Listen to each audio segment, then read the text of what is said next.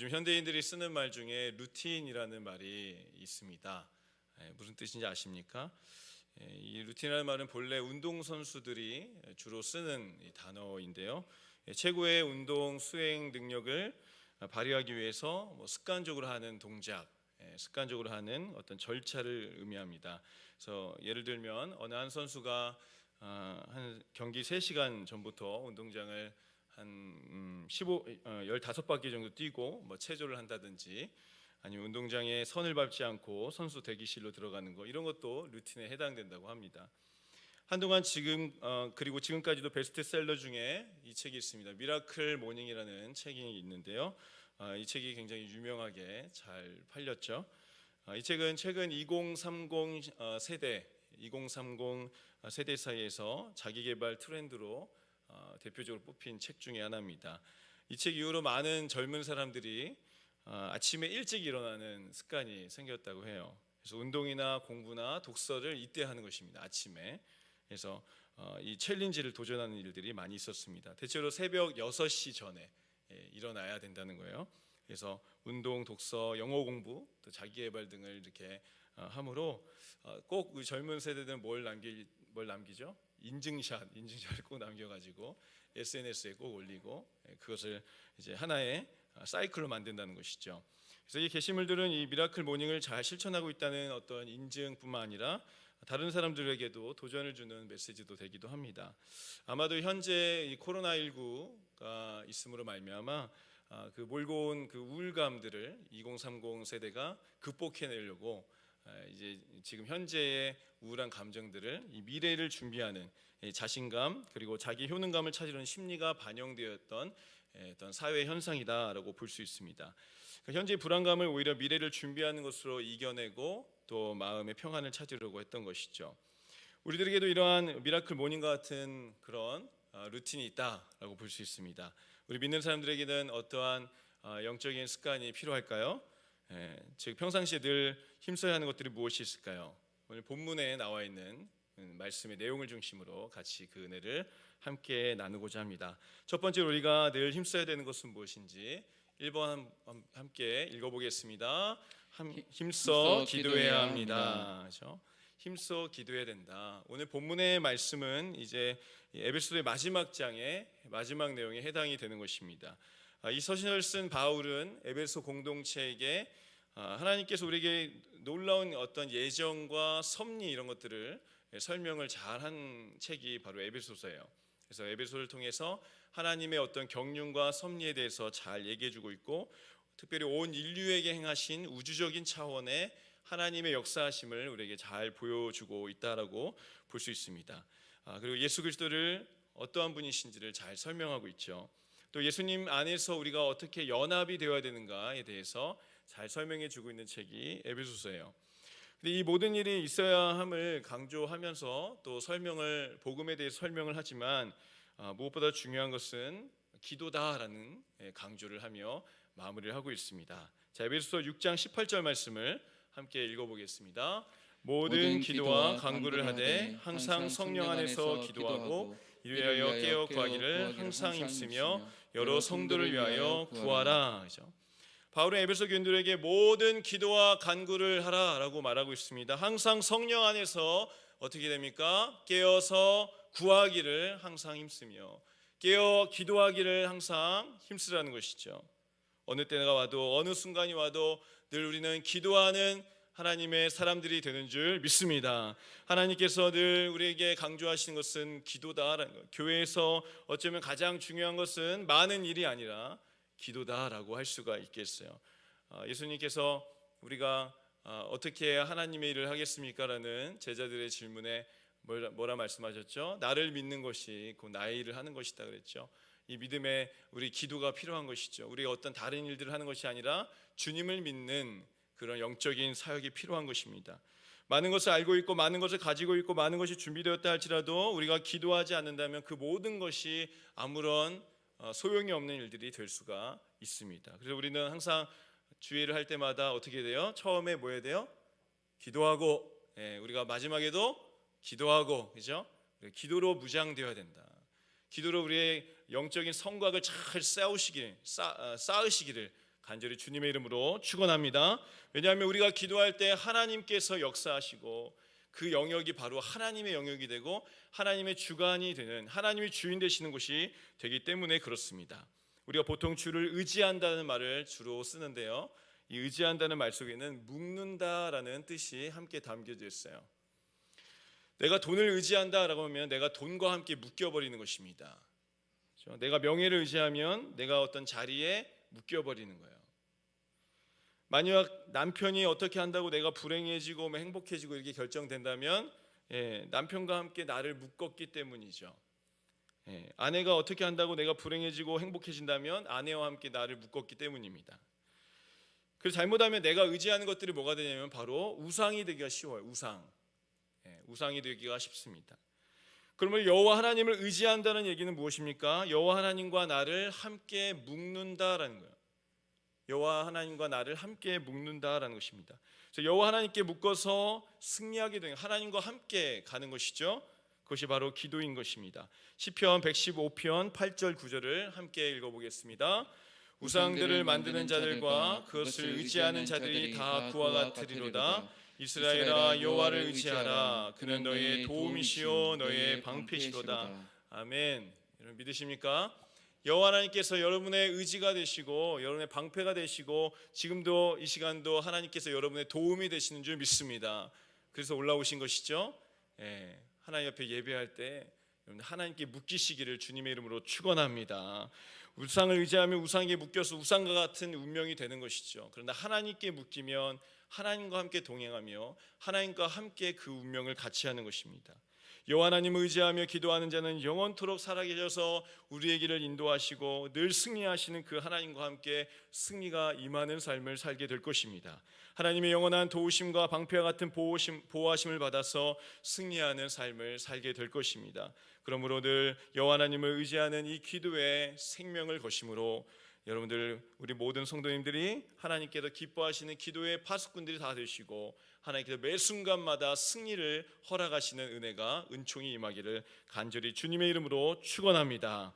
바울은 우리가 기도할 때 언제 기도해야 된다고 또 얘기하냐면 바로 우리가 고난 중에 있을 때에도 더 기도해야 된다라고 우리에게 권면하고 있습니다. 우리 19절 20절 같이 한번 읽어볼까요? 또 나를 위하여 구할 것은 내게 말씀을 주사 나로 입을 열어 복음의 비밀을 담대히 알리게 하옵소서 할 것이니 이를 위하여 내가 쇠사슬에 매인 사인친 된 것은 나로 이 일에 당연히 할 말을 담대히 하게 하려 하심이라. 바울은 에베소서를 어디에서 적고 있습니까? 감옥에서 이것을 서신서를 적고 전달하고 있습니다. 에베소서는 그래서 옥중서신이라고 설명하죠. 그래서 바울은 그가 쇠사슬에 매인 사신이 되었다라는 이 단어를 봤을 때 그는 고난 중에 있었다, 옥중에 매여 있었다라는 것을 잘 알 수 있죠. 고난 중에 있었지만 바울은 그런 나를 위해 기도해 달라고 요청하고 있는 것입니다. 그래서 복음의 비밀을 담대히 알리게 해달라고 간절히 요청하고 기도 부탁을 하고 있다는 것이죠. 즉 고난 중에도 끊임없이 기도하는 삶을 놓지 않고 기도를 받는 삶을 놓지 않았다는 것을 알 수 있습니다. 미국의 미네소타 주에는 감사 기도의 날이 있다고 합니다. 1874년부터 1877년까지 그곳에는 심각한 가뭄이 있었다고 그래요. 그래서 미국 미네소타 주를 3년간 덮친 이 무서운 가뭄이 있었는데 게다가 설상가상으로 메뚜기 떼까지 출몰을 해서 농업을 완전히 망치기까지 했다고 합니다. 그래서 식량이 부족할 정도로 곤란을 겪은 대기근이 있었습니다. 그때 주지사가 있었는데 필스베리라는 주지사가 있었습니다. 이 필스베리 주지사는 믿음이 있는 사람이었어요. 그는 이 고난의 순간에도 하나님께 기도해야 된다라는 생각을 그는 하게 됩니다. 그래서 사람의 능력으로는 도저히 구제할 수 없는 최악의 상황이지만은 도리어 하나님께 감사기도 드리자고 주민들에게 그렇게 제안을 했어요. 그 이야기를 들은 주민들이 어땠을까요? 화가 났죠. 지금 현재 굶어 죽기 생리판에 오히려 감사기도 드리자는 제안에 매우 분노했습니다. 이렇게 주지사를 향한 이 비판이 온 도시에 가득했지만 이 필스베리 주지사는 포기하지 않고 주민들을 계속 설득했습니다. 그는 이렇게 이야기했습니다. 먹을 것이 조금 모자라도 아직 우리 생명에는 지장이 없습니다. 감당할 시험만 주시는 하나님을 믿으며 위기 뒤에 기회를 주시는 하나님께 감사를 올립시다라고 그렇게 말을 했다고 합니다. 다행히도 이러한 주지사의 진심 어린 어떤 설득에 모든 주민들은 같이 마음을 함께 하게 됩니다. 그리고 마음을 감동받아 그 주민들은 결국 4월 27일 감사 기도의 날로 정하고 모든 주민들이 광장에 나와 합심하여 뜨겁게 기도를 드렸다고 합니다. 그래서 놀랍게도 며칠 뒤에 이 들판에 뒤덮던 메뚜기 떼가 원인 불명의 그 이유로 모조리 죽어버리게 되었고, 연이어 촉촉한 단비가 내리며 가뭄도 해결되는 그런 기적을 경험했다고 합니다. 그래서 이 미네소타는 4월 27일 감사 기도의 날로 제정했다고 합니다. 이들이 여러분들 승리할 수 있었던 이유가 무엇입니까? 바로 고난 중에도 포기하지 않고 기도하기를 힘썼기 때문이죠. 고난이 왔어도 우리는 고난이 오면 어떻습니까? 어려우면 기도할 힘이 생기지 않고 기도를 포기할 수 있어요. 여러분, 그때가 오히려 하나님의 기적이 일어나는 여러분 그 순간인 것을 기억하시기를 주님의 이름으로 축원합니다. 그래서 우리가 고난 중에도 포기하지 않고 기도할 때 하나님은 하나님의 놀라운 기적의 은혜를 허락해 주시고 하나님의 역사를 일으키신다라는 것입니다. 물론 감사한 마음도 우리가 중요하겠지만 더욱더 기도하는 삶, 살아가는 우리 모든 성도님들 될 수 있기를 주님의 이름으로 축원합니다. 그래서 기도는 기적을 창조하는 거룩한 노동이 되는 것입니다. 기도는 우리의 어려움과 고난을 기쁨의 간증의 이야기로 바꿔내는 놀라운 통로가 되는 줄을 믿습니다. 그러면 기도는 우리의 슬픔을 바꾸어 감사의 제목으로 바꾸시는 하나님의 기적의 지팡이가 되는 줄 믿으시기를 간절히 주의 이름으로 축원합니다. 두 번째 같이 한번 읽어보겠습니다. 시작. 서로의 고통을 나누어야 합니다. 바울은 마지막으로 자기의 사정을 에베소 교인들에게 공동체에게 알리기를 원했습니다. 에베소 6장 21절 말씀 같이 한번 읽어보겠습니다. 나의 사정 곧 내가 무엇을 하는지 너희에게도 알리려 하노니 사랑을 받는 형제요 주 안에서 진실한 일꾼인 두기고가 모든 일을 너희에게 알리리라. 바울은 나의 사정이라고 말을 하죠. 나의 사정이 무엇입니까? 옥에서 고통을 당하고 있는 일이죠. 옥에 감옥에 갇힌 일을 말하고 있는 것입니다. 옥에서 고난 중에 있는 것, 바울은 이 고통을 그들에게 알리려고 했다. 나의 사정을 알리려고 했다는 것입니다. 그리고 이 사정을 알리기 위해 누구를 선택합니까? 진실한 일꾼인 두기고를 보내서 소식을 알립니다. 그래서 에베소 교인들에게 자신의 사정을 알렸다라는 거예요. 근데 왜 그 사정을 알리려고 했을까요? 22절 말씀을 같이 한번 읽어봅니다. 우리 사정을 알리고 또 너희 마음을 위로하기 위하여 내가 특별히 그를 너희에게 보내오느라. 너희 마음을 위로하기 위하여, 서로 위로하기 위해서죠. 여기서 우리가 알 수 있는 영적인 원리가 무엇입니까?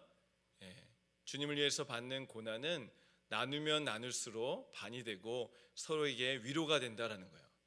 여러분들 성경 중에 좋아하는 성경책이 어디 있으십니까? 저는 개인적으로 시편을 좋아하는데요. 시편에는 어쩌면 참 좋은 이야기만 담겨 있지 않죠.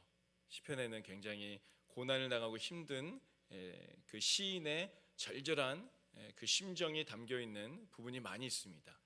그거 볼 때 여러분 어떻습니까? 오히려 힘을 얻게 되죠. 힘이 납니다. 왜 그렇습니까?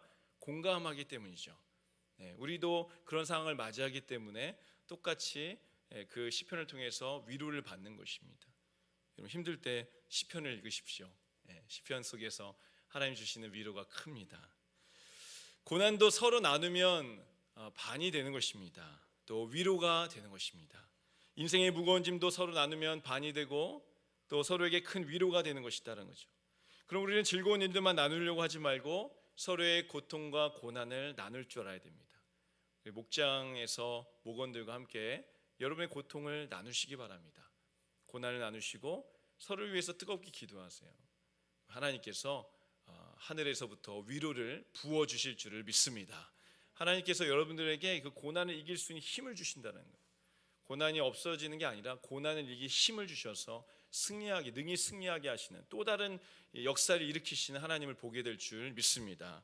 우리가 서로 짐을 질 때 우리는 그리스도의 법을 성취할 수 있는 것입니다. 갈라디아서 6장 2절 말씀 함께 읽어봅니다. 너희가 짐을 서로 지라 그리하여 그리스도의 법을 성취하라. 아멘. 짐이 있다는 것이죠. 우리 인생에 짐이 있습니다. 서로 져줘야 된다는 거죠. 나 몰라라 하지 말고 내 기도만 하지 말고 옆 사람의 고난의 고통의 소리를 들으시기를 주님의 이름으로 축원합니다. 그래서 고난을 듣고 고난을 나눌 줄 알아야 돼요. 그게 그리스도인들이죠. 그게 교회입니다. 교회는 고통의 소리를 잘 들어야 됩니다. 고난의 소리, 옆에 있는 사람의 고통의 눈물의 소리를 잘 들을 줄 알아야 돼요. 그 사람의 기도를 통하여 하나님께서 옆 사람을 위로하시고 힘을 더하시고 능히 그 고난과 시험을 이기게 하실 줄을 믿습니다. 주 안에서 진정한 하나가 되는 이 십자가의 이 삶, 고난을 나누는 삶, 수평적인 삶을 우리가 살기를 원하신다라는 것이죠. 다윗이 고난 중에 있었을 때 홀로 그 고난을 이겼을까요? 그렇지 않죠. 다윗도 항상 옆에 누군가가 있었습니다. 다윗에게 절친이 있었죠. 누가 있었습니까? 요나단이 있었습니다. 그렇죠? 요나단이 다윗을 늘 응원해주고 옆에서 격려해주고 믿음을 북돋아주고 할 수 있다. 하나님이 너와 함께 하실 것이고 너의 미래를 축복하실 것이다. 너는 앞으로 이스라엘의 왕이 될 것이다 하고 그렇게 격려하는 것을 보게 되죠. 그 말대로 되는 것이고 그 격려대로 됐던 것입니다. 사무엘상 20장 16절 17절 요나단의 고백을 같이 읽어보겠습니다. 이에 요나단이 다윗의 집과 언약하기를 여호와께서는 다윗의 대적들을 치실지어다 하니라. 다윗에 대한 요나단의 사랑이 그를 다시 맹세하게 하였으니 이는 자기 생명을 사랑한 같이 그를 사랑함이었더라. 아멘. 다윗에 대한 요나단의 사랑이 어떻습니까? 자기 생명을 사랑한 같이 그를 사랑했다라. 여러분 이렇게 사랑해주는 사람이 있다면 얼마나 행복할까요? 그죠? 가족이 아닌데 교회에서 이렇게 사랑해주는 사람들이 있다면 얼마나 힘이 되겠습니까? 그 고통과 고난의 시기를 잘 이길 수가 있을 것이에요. 여러분들 이러한 좋은 믿음의 친구들, 믿음의 동역자들이 많아질 수 있기를 간절히 주님의 이름으로 축복합니다. 그래서 우리가 늘 힘들 때마다 옆에 누군가를 만남으로 우리 산정교회 어떤 성도님을 만남으로 정말 하나님께서 나를 다시 일으켜 주셨다, 나를 회복시켜 주셨다, 이런 고백과 간증들이 더 많아지시기를 간절히 주의 이름으로 축원합니다. 다윗이 억울한 상황과 어려운 고통의 순간에도 요나단이 함께함으로 인생의 짐을 져줬기 때문에 그 고난을 우리가 능히 이길 수 있었던 것처럼, 절망 중에서도 능히 일어날 수 있었던 것처럼 우리의 믿는 자들의 위로법은 바로 고난을 나누는 것입니다. 고난을 서로 나누고 고난에 우리가 동참하며 복음을 전하기 위해서 때로는 원치 않은 고난을 받는 것도 서로 나눌 수 있어야 된다는 거예요. 우리 죄만으로만 고난을 당하는 것이 아니죠. 복음을 위해서 의의 고난을 당합니다. 주님을 위한 고난이 있어요. 우리가 뭐 잘못해서 고난 당하는 게 아니라 의를 위한 고난이 있다는 거예요. 아프리카의 쿤타리카라는 깊은 산에는 300여 종류의 원숭이들이 살고 있었다고 해요. 한 번은 영국의 리즈밸리 탐험대라는 탐험대가 있었는데 그 산을 탐험한 중에 이상한 현상을 3가지 발견했습니다. 첫째는 어느 날 아침에 온 산이 떠나갈 듯이 막 원숭이들이 고함을 치는 것입니다.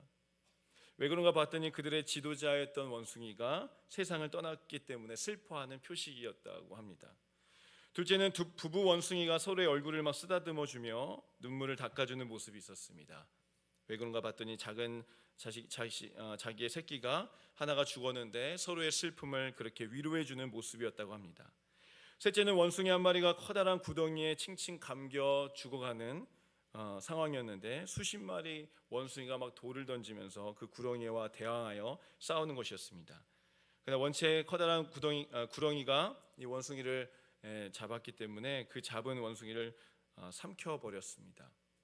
모든 원숭이들이 그래서 나무에 거꾸로 매달려서 슬프게 울고 있는 모습을 보았다고 해요. 그 후 이 영국의 리즈밸리 탐험대는 다른 사람의 슬픔이나 어려움에 참여할 줄 모르고 자기만을 위하여 살고 있는 사람들을 볼 때마다 이 아프리카의 쿤타리카 산속으로 보내자는 그런 말을 고백했다고 합니다. 이 사회와 교회에서도 어쩌면 고난에 많은 사람들이 고난을 당하고 있습니다.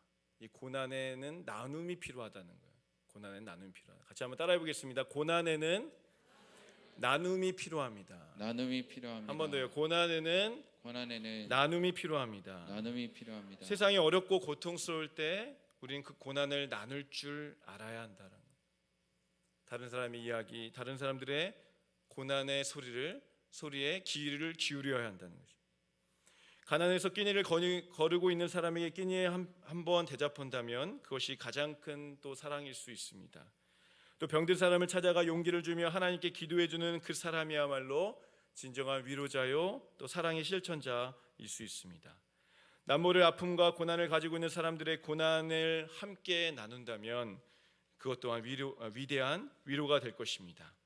이렇듯 우리 그리스도인들은 늘 다른 사람들의 고난을 함께 나눌 수 있어야 되고, 이 요나단처럼 다윗을 위로했던 것처럼 우리도 옆 사람을 위로할 수 있어야 합니다.